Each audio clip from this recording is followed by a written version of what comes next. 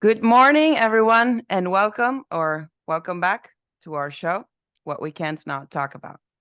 Today, we will talk about an Italian author and journalist, Giovannino Guareschi, and about what we can learn and understand about today's ideologized word through the stories that he wrote. And we will learn, I think, about his lovely Don Camillo, protagonist of many of his books and stories. Some of you may have heard already of a book, or better, of a series of books titled The Little Word of Don Camillo. But I am pretty confident that many of you will buy them after listening to this short episode. So to talk about Guareschi, about Don Camillo, and I think, if I can guess, about charity, I'm today joined by another author, Mr. Piers Dudgeon, and I hope I pronounced it correctly. Hello, Piers, and thank you for accepting our invitation. Hi, Marianna. Yes, you did well. You did very well. Pleased to be here. I'm here more as a publisher than as a writer today, but I do write little prefaces to the beginning of each of these books and know the things pretty well. Yeah, Piers, if you don't mind, could you also tell us and our audience a little bit more? Like, I know that you're mainly an author of biographies, but what else? What do you think is your salient traits for our audience to know? Well, first and foremost, I'm a publisher, always have been. 53 years in the business.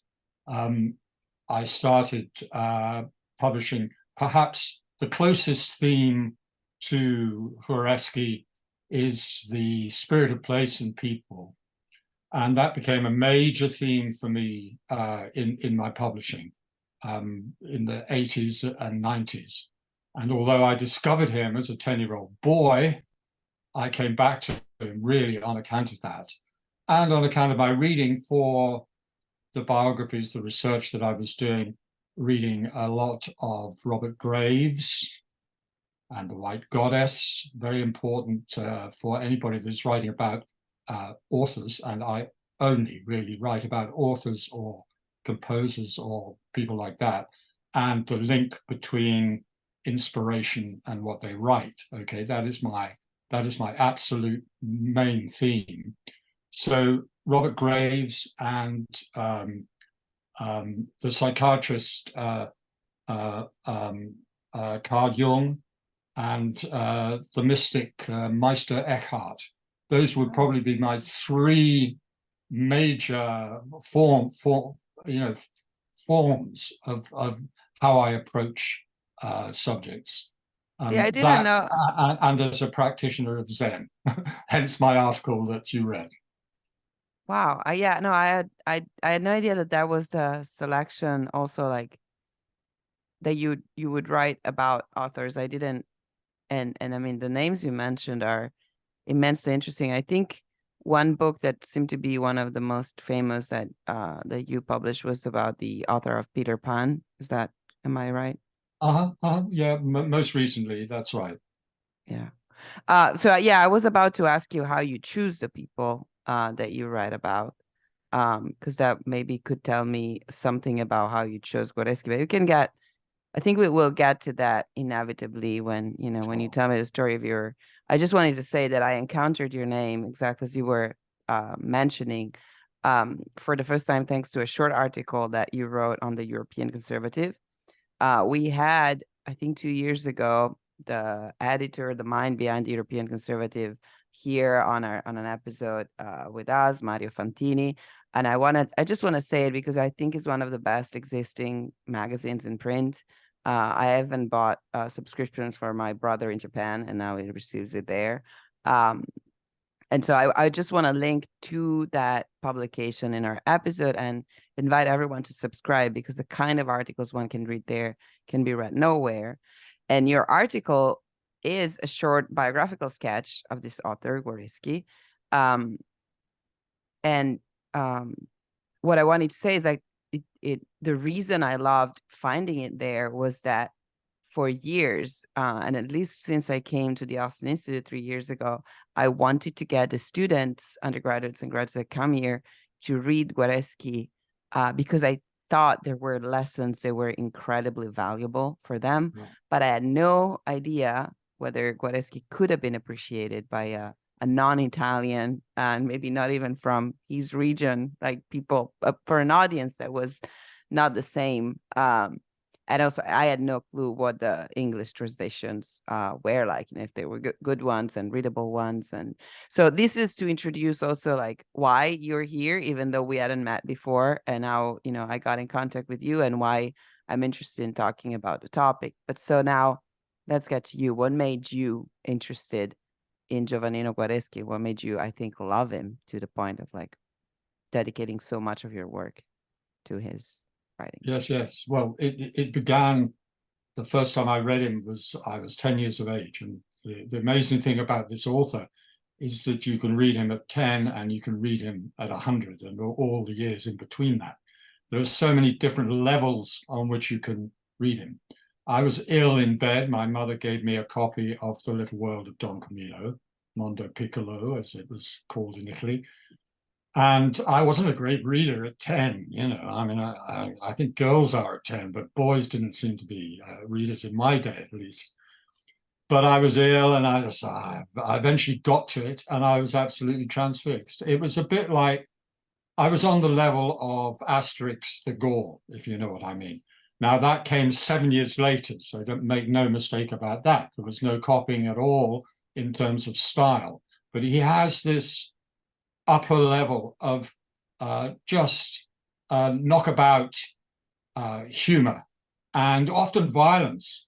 And also the underneath, you have the history. No mistake again, Guareschi is not about writing history books, as we'll come to what he's actually writing about. But to a boy of 10, he writes so well. And those at that stage, those translations, I had no idea what they were leaving out, and they did leave out an awful lot. But that's another story. They were absolutely feeding that level of things, and I was transfixed by it. And so were many other people. I mean, since I've been publishing these books since 2012, 2013, one a year all the way through, I have had many letters from fans who, like me, read it when they were kids, and they're available again, and in these new translations, and so on and so forth. And so very often it does start with young children. And then, you know, 30 years passed, whatever it was. And then I came to them again, as I said to you just now, with all this that had come on, water under the bridge for me, intellectual water under the bridge, and so on and so forth. And I thought, well, it is time to redo them, you know, and to actually pinpoint.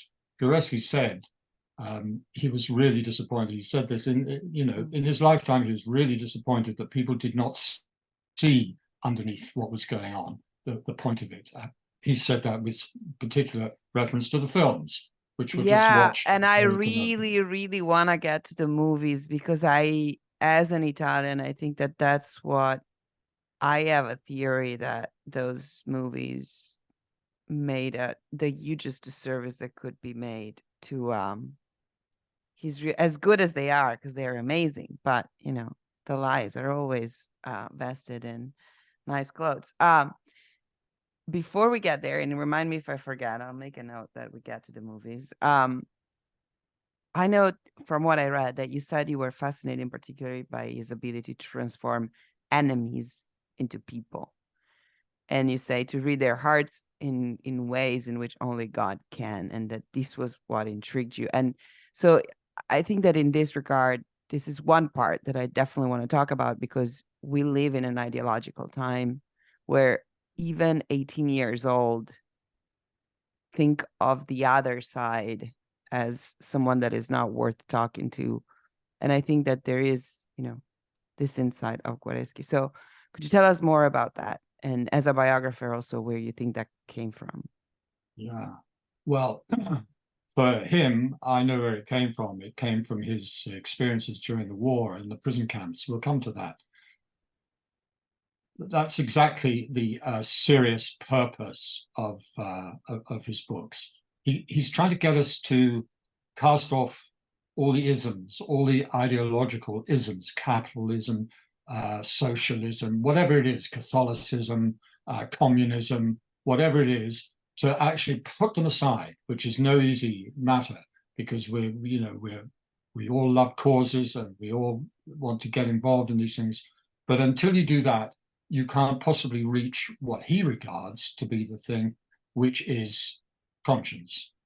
That is, he believed innate in us all, and that so long as you can shelve all those things of the outer self, as he refers to it, and really sort of detach yourself from all of that, and then you will hear the voice of your conscience. Now, in the books, of course, I mean, this was the cleverest thing he did, was to come up with Il Cristo, the Christ figure, on this 3-meter crucifix above the high altar of the church, in which Don Camillo, who is the priest, a priest with hands like shovels, so he was as happy beating someone around the head for being a communist as he was talking to Il Cristo, and he would talk to Il Cristo.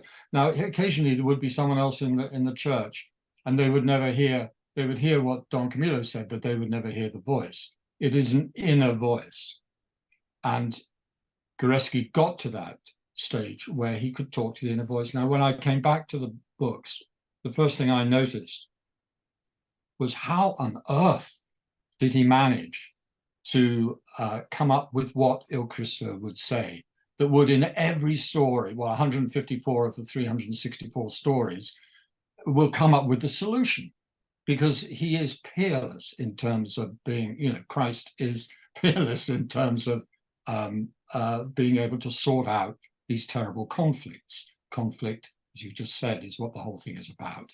Conflict between the communist mayor, Peppone, and the priest, Don Camillo. And they are in this village in La Bassa, which I know you know.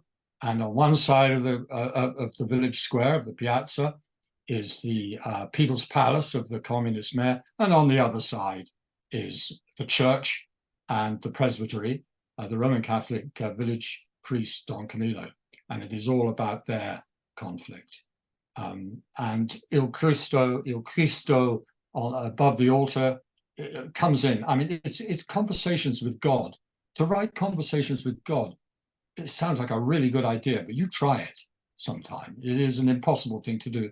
And he managed it. And the reason he managed it was that he went to hell and back himself, which I can tell you about later. Yeah, and yes, we definitely want to hear about his hells. I think there's more than one. To give, I think, some details that our audience might not have gotten from, what's the setting of the story. So yes, these are all the short stories of this priest, the communist mayor, and they're set right after the end of the Second World War, as soon as Italy has become a republic. What is interesting, I think most of our audience has visited Italy, and it's little, so it's not like, we're not talking about Rome, right? But so if you ever went to a little town, especially if you visited north of Florence, what you can imagine is that the same people that voted for Peppone, for the communist mayor, are the ones that are baptizing and confirming their kids in the adjacent church the following day. So it's one and the same people dealing with the same things, going to the same soccer match, right, that we were just talking about before we started this episode. And that also provides an insight on like how that, how those stories develop and how that conflict. But so yes, if you can tell us more about his personal hells, I think that's time to do that. Okay. I mean,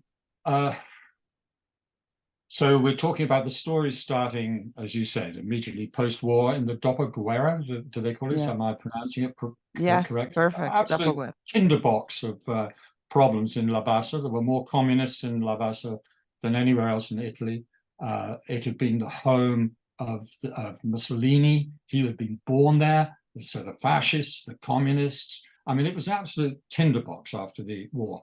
But the story of how his own stories came about, you have to go back to 1943.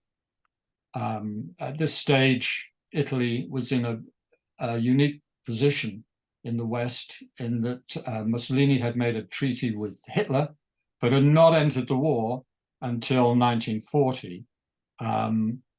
Anyway, Guareschi was coming up. He was becoming an effective journalist, pretty serious in many respects, less amusing than he became later. And he lost it one night. He got drunk. He got on the streets of, it was Milan, I think. He started waxing lyrical about the fascists, about Mussolini, and so on and so forth. And he was arrested. He said later that he got drunk because he'd heard that his brother had been killed on the Russian front, and so on and so forth.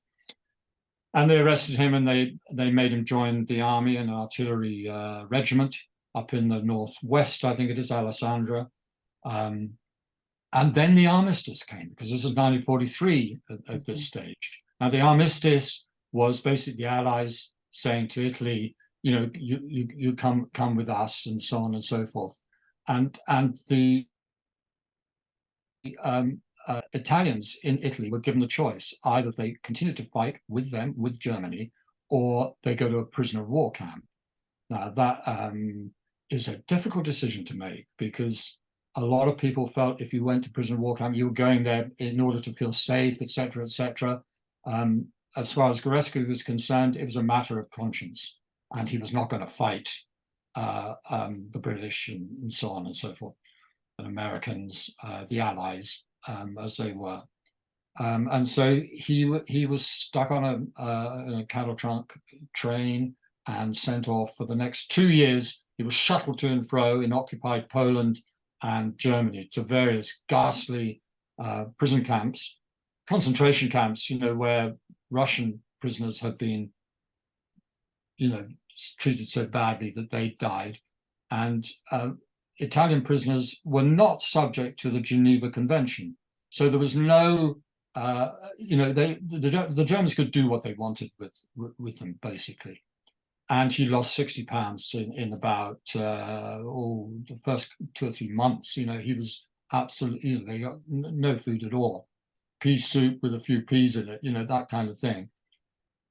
And he got total despair. He spent his time writing, obviously. You never stop a writer writing.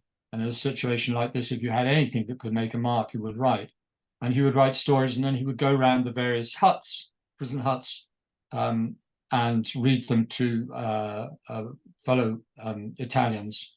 And they would be often quite sentimental things, making them feel good, you know, about home, and trying to get them to remember to avoid thinking about the hellhole that they were in.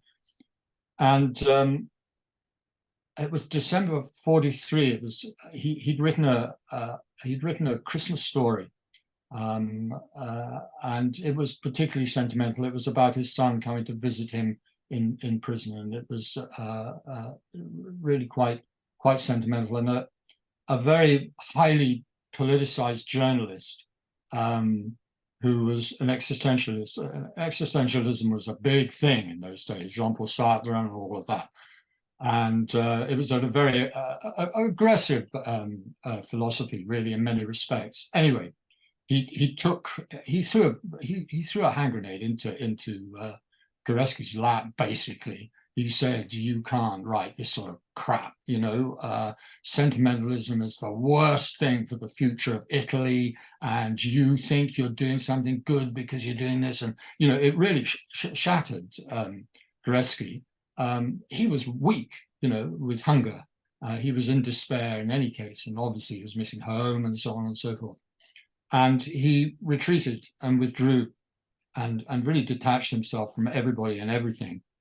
And then went through this business, which we mentioned earlier, of deciding to really get rid of all the ideologies, all the things that were putting him in conflict with people like this journalist, and get back to something that was basic within. Now, that is actually exactly what happens when you practice Zen. So I know a little bit about this, and it is a very painful process. And he was doing it in the most ghastly situation. Anyway, I've got something here. He kept a diary during all of this, which is why I know so much about it. And I have a little thing to read you.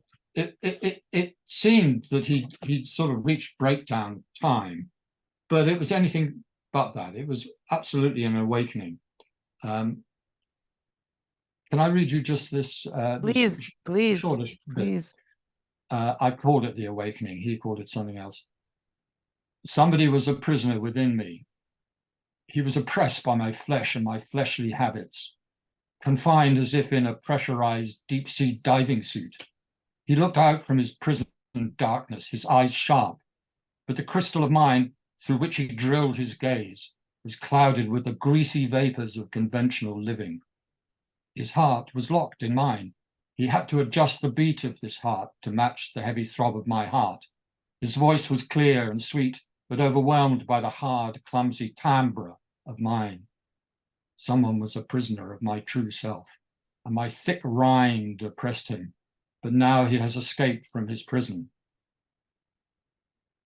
I bring in another piece a little later. One day I was walking on this godforsaken sand, and I was tired, and I dragged my bones, heavy with nostalgia, when suddenly my steps felt miraculously light, and the sky appeared to me unusually deep, as I watched the world from behind the dirty glass of a window. That window, yes, suddenly opened wide, and I saw the smallest details and the smallest things never seen before, like a new world, and everything was complete in all its details. And I could hear even the slightest rustling, as if my ears were uncorked, and I heard voices, unknown words, and it seemed to me that it was the voice of things, but it was my voice, the voice of my prisoner. I turned and saw that I had come out of myself. I had pushed myself out of my fleshly shell. I was free. Now, that is him absolutely changed, a changed man. It was on that basis that the voice within became Il Cristo in the stories. Wow. It reminds me, we've had a conversation lately during our anniversary, and I think the videos will be uploaded by the time we speak. And our program director was talking about the person, and how the person is not the labels we give them. And I think that some of us are very, very aware of this, but then we end up having some of them, which we need, right? So it sounded to me like his breakdown, as you call those, like this moment of revelation, is him getting rid of the remaining labels. Yeah, absolutely. The function aspect of his self, that we all know each other by what we do. Not anymore. Not as far as Guareschi is concerned. That is no longer the case. And when he went back to his comrades in the sheds, in the huts, it was as one mind, one body, one mind with them. And he was writing differently. He started to use allegory, and he started to make fun of the Germans. And the Germans, when they came to actually watch his productions, didn't realize that what they were laughing at was themselves. He began to see this was a real change, not only in how he saw himself and his religious convictions and so on and so forth, but in how he wrote as well. Yeah, and that gets me, I think, I mean, you mentioned two things that are worth just stopping there, but I think from here we could go to talk of like why he might have been disappointed about the movies. And one thing that comes to mind immediately is that an easy conclusion one could draw from his experience and what the fact that he was in prison was like, oh, well, he just realized that everyone is human. So doesn't matter whether you're a communist or whether you're a Catholic or whether you're a Republican or whether, because ultimately you're a person. And I think this is probably what the movies go wrong, because yes, this is what he believes. But before we can get there, all these people need to go through what he went through, which is not instead what happens. Like that the communists remain the communists and hating, God and the church. And maybe, what I see in the movie is that the way Peppone is described makes you almost love him and think, oh, it's probably the best mayor I would want. Is that what he didn't like about them? Do you think? Well, he thoroughly believed that the conscience was there, the inner voice was there for everybody. it was just a question of it being covered up, veiled, as he put it, by all these ideologies and so on and so forth. And in the novels, in these many hundreds of stories, Peppone is the communist, okay, who we're supposed to think is evil, and all the American translations of the original books made him out to be like that, you know, because they had McCarthyism, they had all this going on at that time, and we had Cuba crisis, all going on at the same time as all this was happening. But gradually, occasionally, very amusingly, he will stop his rhetoric, Peppone. I mean, what Guareschi wanted to do was to stop rhetoric politics in Italy, actually, which is like, how on earth do you do that? That is a huge undertaking. But occasionally, Peppone will just sort of lapse into a Zen-like state and notice how his voice is sounding to the people he's announcing everything to all the time. His rhetoric, you know, and the meaningless of it. What on earth is he talking about? And that's all the time Guareschi is showing us that it's there. It's only a question of finding it. It's only a question of forgetting that you're a communist crazy, you know, and or whatever it is, a capitalist crazy, whatever it is, doesn't matter, and getting back to that conscience that is no longer just your prejudiced conscience, but the conscience we all share that is innate within. And more than ever, there's some wonderful stories. I mean, The Light That Never Goes Out, I think it's called, something like that, in Don Camillo's Dilemma. I can give you a list if you want to add these things. Those are all about conscience, and they're so striking, and they often involve a child as well. Children, as you know, since Wordsworth did his poems about intimations of immortality and so on and so forth, are always in touch before the oafs like us who have lived a life of getting our ideologies together and so on and so forth, have covered it all up. You know, it's the child that has contact with heaven lies about us in our infancy. You know, that's the idea. So yeah, I mean, he's totally positive, and he believes that we all have it within us. No, that for sure. And I know I've talked to you about Buciaceschi and his writings about conscience. I'm gonna, you know, tell him about this episode, because I think, you know, there's a lot of things that somehow what he's describing from the natural law analysis of it, Guareschi is saying with his stories. My question was, what was that the movies did not represent well, that made him? That's what he felt they didn't represent well. Okay. Yeah, absolutely. You know, you mentioned about one of these moments where Peppone has this haha, and I think it's one of the sweetest is when they have to, you say children bring up this reality, but also with old people. And I think one of the most moving episodes is when there is the funeral, then they need to bury the local teacher, Cristina, the old lady, would probably, you know, I'm guessing might have reminded Guareschi of his own, like, was drafted after his own there are mom. a number of those stories about the teacher. Yeah, go on. Yeah, and the teacher Cristina wants to be, well, probably a better storyteller than I am, but I find it moving that the old teacher Cristina, as it's true in my own village, you know, I'm not as old as Guareschi, but she has taught everyone, right? So she has taught Peppone, and she has taught Don Camillo, she has taught all the kids and like all the older, and she wants to be buried with her monarchic flag.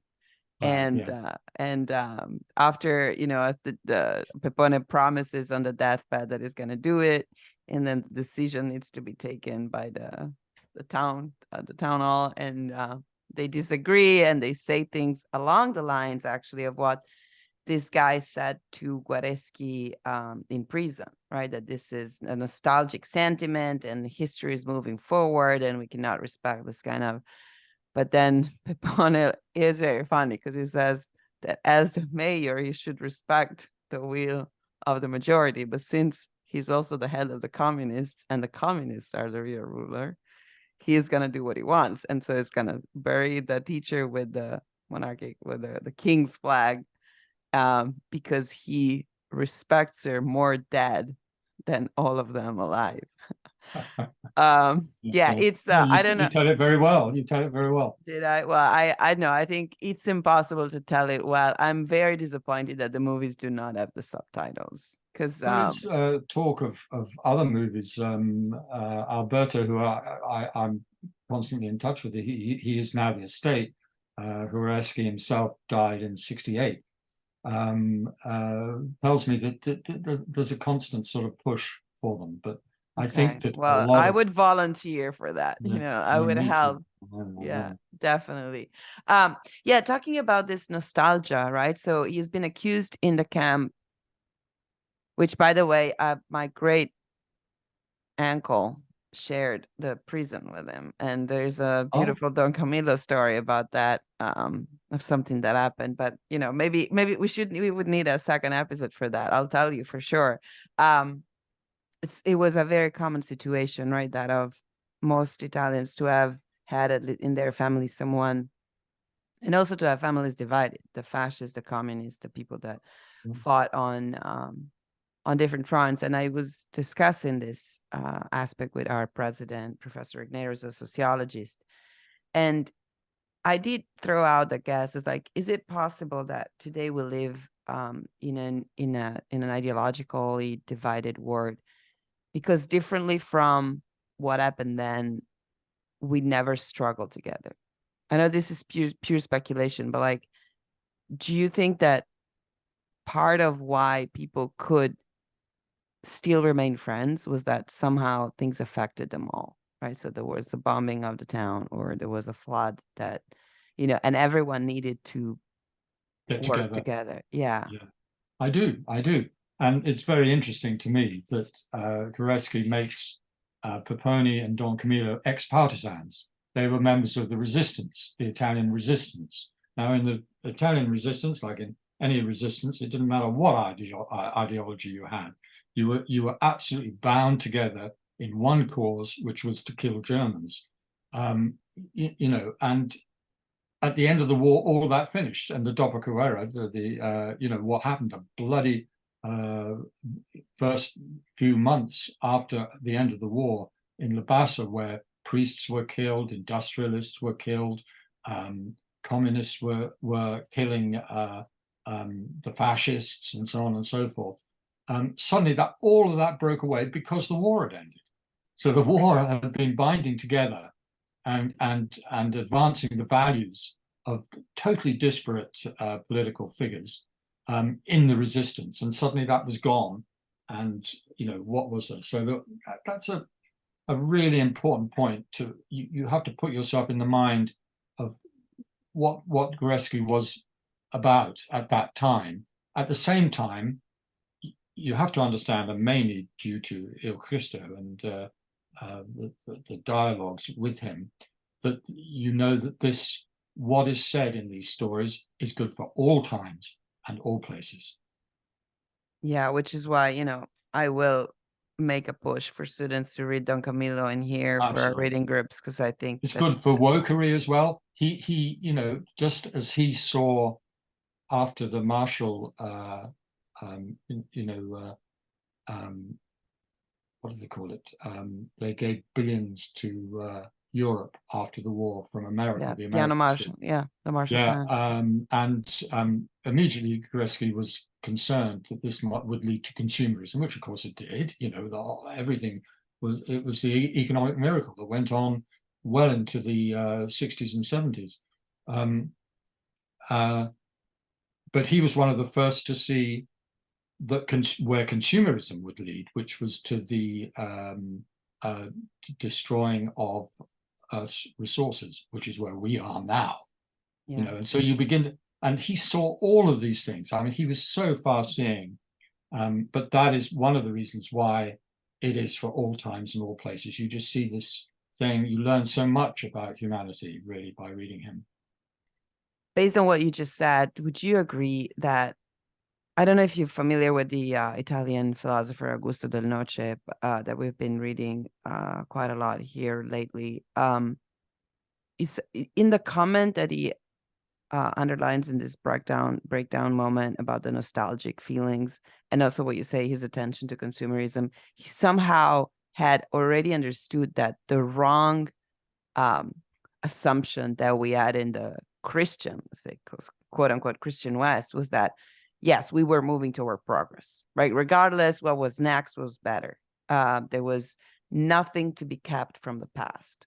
So it wasn't just being reactionary was wrong, but like the whole idea of tradition and of things from the past was, was it, because I read him as being someone that absolutely noticed it. Would you agree that that's? Yeah, absolutely, 100%. I mean, he was. You couldn't be a monarchist, the monarchy had been deposed in 1946, I think it was, wasn't it? Immediately after the war, Yeah. really. So it was pointless. Candido, the magazine that he wrote all these stories in and was editor of, started out as a monarchist magazine. It was just described as such, at least. But he was definitely a traditionalist. First of all, he was for unity. Unity was his whole thing against conflict, and the uniting of Italy and Garibaldi in that whole time, and was that the 18th century or 19th century? He looked back all the time, and you'll see references all the time through the stories to those great days. And that was like, as far as he was concerned, that was the unconscious area of Italy. And yeah, everything welled up from that. I mean, he was a great one for welling things up from what had gone by in the past. And I think that he saw the future, because really he saw the thing as a whole anyway. It wasn't a chronological linear time. It seemed like it was all one to him, and he understood at a different level. This is the thing about Guareschi. He understood things at a different level. He really did. To be able to sustain that dialogue with Il Cristo, people have never remarked that is an extraordinary thing. But as I said to you before, you try and write a dialogue with Christ, it's almost impossible. You can't get into the frame of mind of someone who is not of this world of time and space and cause and effect and all these things. You've got to be above that somehow. And he manages to do it without making it sound like everything is predestined, that somehow, that Don Camillo has to follow suit. No, he doesn't. He's free to do it or not to do it. And Il Cristo knows whether he's going to do it or not to do it, which is another thing, I mean, Guareschi never leaves anything alone. He takes it always to its logical conclusion. And freedom for Guareschi is freedom from ideology. It is not freedom to do what you want to do. It's freedom from ideology, and that is crucial to what is going on in these stories. Yeah, this reminds me. That's why I was doing these stories. Was that one more than anything, actually? There's a passage in your in the article that I just from where I got to know you. If I may read now, and that's something you say about freedom, the freedom that he cared about. So that freedom is not license became Il Cristo's message too. In his stories, freedom is a wheel, freed from all that usually conditions our responses, marks our conduct, speech, and thought as adversarial, and shows that we're anything but free. In Comrade Penelope, Don Camillo says to Peppone, I don't yearn for the sort of freedom you go on about, because being a communist, the mayor can never truly break free from ideology to follow his inner voice. Guareschi sought to persuade his readers to be better than the political ideologies they serve, to let go of the ideas that drag us around with them. He wanted to awaken his reader to the reality of life on earth, which is of such infinite interconnectedness, interdependence, and latent possibility that any ideological template or ism, be it communism, capitalism, socialism, or Catholicism, will, like an ill-fitting gasket in a mechanic Peppone's workshop, inevitably prove inadequate. interface. I think this was perfect description to me, which maybe would also explain why Guareschi was, it was in prison, but then it's not that his political career was any better afterwards. So would you want to tell us more about that? About the prison? No, about like how he was never friends of power. He was not satisfied with Italian government after the war. No, indeed, indeed. You're absolutely right. What you're saying is that he was he had conflict with absolutely every ideology, socialism, communism, the Christian Democrats, who he helped get into power in 1948, everybody, and for the reasons we've been talking about. Okay, he didn't want any of those things to drag us down. He didn't want any of those ideologies to get in the way of conscience, of finding our conscience. But so what was he for? Sorry? So what was he for? What was he? Well, this is the interesting thing. In 1954, I think it was, he was arrested because he had published in Candido pictures of de Gasperi, the former prime minister, Christian Democrat prime minister of Italy, letters supposedly signed by de Gasperi, instructing the Allies to bomb the outskirts of Rome in order to there was some reason I can't remember exactly, and this was, of course, a huge hiatus. Now, this was really the first. It was the second time, actually, but it was the second time only that Guareschi had attacked a man, an individual, as opposed to an idea or an attitude. Now, that is absolutely crucial to understanding him. Had he kept to what he should have been doing, this was his big mistake as far as I'm concerned. He was in prison for this. The court never proved whether the letters were authentic or not. They said we can't prove either way. But as far as we're concerned, you've libeled the guy and you're going to go to prison. And he went to prison for another 13 months, taking the same knapsack with him that he had. He also didn't want to appeal, right? He decided not to. He didn't want to appeal. That's right. He refused to appeal. He absolutely refused to appeal. You're going to do it to me? Listen, if he was here today, we would see just how strong a personality he had. He had an amazing personality. He decided, well, I don't want to give him any more fun and games. I'm going to go and do it. And it absolutely, it basically finished him. I mean, he lived on for another, when he came out, for just over 10 years. But I mean, it was the end of the man. But he came out and he went in, he wrote this story called, I always call it In the Bathroom. I don't know what, I can't remember right now what it's called, but he goes into the bathroom and he talks to, not El Cristo this time, but his other self, exactly the same sort of situation, his conscience, if you like. And he said, I've come to the conclusion that it's not enough to say no to all these ideologies. It's really just not enough to do that. You've got to be for something as well. And he spent the rest of his very few years being for something. And that included what I described earlier about the environmentalism, showing how it was going to come out of the consumerism and so on and so forth. It was about love being stronger than politics. It was about positive things like that he was then writing about. So, I mean, what shatters me, he worked so hard during his life. He wrote so quickly and so many things. His output was absolutely extraordinary. And for him to be shunted out at the end by the government or by the courts or whatever in that way, I think is just heinous, really. It killed the guy. We lost an awful lot as a result of that.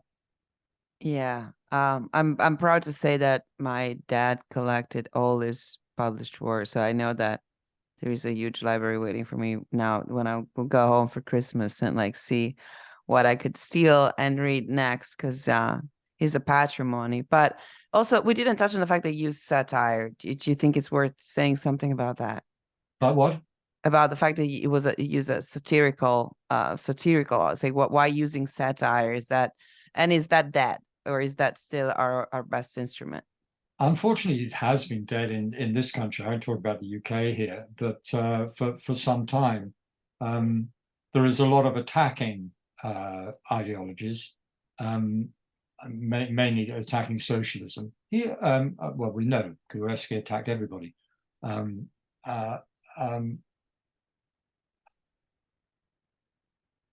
I don't know. I just think that it's time for people to recognize just how important he was. I don't think that even Italians understood how important he was. He sold many more books in America and the UK, and in France in particular, where he was dearly loved, than he did in Italy. And I don't think the Italians took him seriously, mainly because, of course, I mean, they were. He felt humor was the way to soften the, sweeten the pill, whatever. I'm going to read another piece here. Yeah, please. If we had a sense of humor, we would not have put feathers in the hats of our soldiers, and we wouldn't have allowed our soldiers to leave for the war with guns made in 1908 or with rayon shirts. Italians, I urge you to humor. We have been drunk with rhetoric for centuries, and this is because we lack a sense of humor. If politicians all possessed a sense of humor, trouble, trouble, there'd be no more wars in the world. He was out to transform the DNA of a nation, and no nation likes to hear that from one of their own. And I think that's why they put him in prison, to be honest. Yeah, it's possible. Another thing that comes to mind is that some people might have taken him for granted, like having shared and having lived in places that might remind one so much of the places it's described, you might come to the conclusion that there's nothing for you to learn there. And so somehow a foreign eye can see more and is more ready to pick on some details that we're not. There's something in that. There's something in that. I think that the French loved him because they love Asterix the Gaul, and they're the home of Asterix the Gaul, and so they took it in. But I think I read somewhere that the first royalty statement he had from France was for sale of 800,000 hardcover books. I mean, he's supposed to have sold 23 million copies throughout the world in his time, not a lot in Italy. And of course, as soon as he went into prison, he wasn't allowed to publish anything more in Italy. He was publishing in UK and USA, but not in Italy. Well, I think there might be a comeback precisely because of that, because now this becomes stories, no more of our grandfathers, but of there is more to learn. As a last questions, I want to be respectful of your time, even though I could talk about Don Camillo and the stories and the people of the little village forever. Was, for our audience, besides the students that will benefit from me telling them, from what book we're going to start, but for those listening, if they want to approach this author or Don Camillo's word, what would be the best way to start, and who's the ideal audience for this? This is terribly important, because do not expect to be able to pick up any one of the books that I'm publishing at the moment and think you're into this. Be satisfied with The Little World of Don Camillo, which for the first time in 2013 we published in full, because the original publishers were Catholic publishers, and there was a lot cut out because they thought it was going to offend their Catholic readers and so on and so forth. And in fact, Alberto pulled back all the rights in about 1980 or 1990, sometime like that, so that when I approached him, it was all free, because there haven't been any books on account of this, let's not say sensorial editing, Wow. Yeah, that's a whole different ballgame. Yeah, interesting. So just read The Little World of Don Camillo and enjoy it. Put it by your bedside. I mean, they're all stories. They're all anthologies. So stories that you can read before going to bed, before going to sleep in bed, which is what I was doing 60 years ago now. Read that one. it's exceptionally well translated by the translator that I got through a competition I ran here in the UK. And the guy's a poet, and he's very, very intelligent. He saw immediately the themes that were important, and we worked extremely well together. And he did the whole book, so there is a seamlessness about it as well, which is nice. And I write a preface to all these books, just to put your short preface, just to put the reader into this slightly deeper frame of mind, so that they'll love the stuff at the fun fair when Don Camillo is trying to beat and the strength machine Peppone and so on, and you can see this is the West against the East, and that is great, but so you can guide you into the and at the end of that book I do a biography of maybe 10 pages, something like that, so it's a good way in that book, and then just take it through. The next one, Don Camillo and his flock, is slightly different, but give it a go. Just give it a go.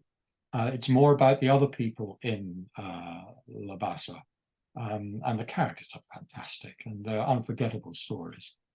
And then the next one again, Don Camillo and Peppone, gets very much into his relationship with Il Cristo and so on and so forth. And then it goes on and on and on and on. Yeah. I've got 10 books out. I've just signed a contract with Alberto Guareschi for 2 more. So we're going to go on. We're going to do all the stories in the end. We've done Amazing. about And also, 200. if I could say, I know that a lot of our listeners love traveling to Italy. I can promise them that if they read the stories, they will understand the people and the family stories behind them so much better. It will give it a completely different taste, even when there's a foggy day, it will just look different. Or when you will be looking at a river, you will look at it differently. And I don't want to say more because, but I can totally relate to those stories for sure.